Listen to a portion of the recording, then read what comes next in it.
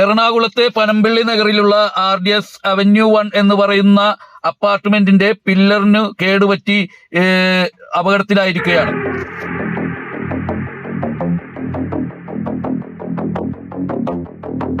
ഇതിനെ താങ്ങി നിർത്തുന്നതിന് വേണ്ടിയുള്ള സാമഗ്രികളുമായി വാഹനം അകത്തേക്ക് പോകുന്നുണ്ട്. അതുപോലെ തന്നെ നിരവധി ആളുകൾ ഇതറിഞ്ഞിട്ട് തടിച്ചുകൂടിയിട്ടുണ്ട്.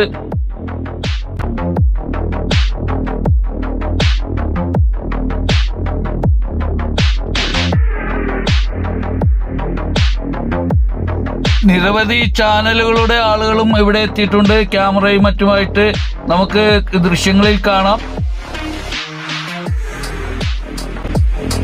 അതുപോലെ ഫയർഫോഴ്സിന്റെ വാഹനവും എത്തിയിട്ടുണ്ട്. മുൻകരുതൽ എന്ന നിലയ്ക്ക് അപകട സാധ്യത മാനിച്ചുകൊണ്ട് ആരെയും അകത്തേക്ക് കടത്തിവിടുന്നില്ല. അതുകൊണ്ട് തന്നെ ഇതിന്റെ യഥാർത്ഥത്തിലുള്ള റിപ്പോർട്ട് ആർക്കും ലഭിച്ചിട്ടില്ല എന്നുള്ളതാണ്.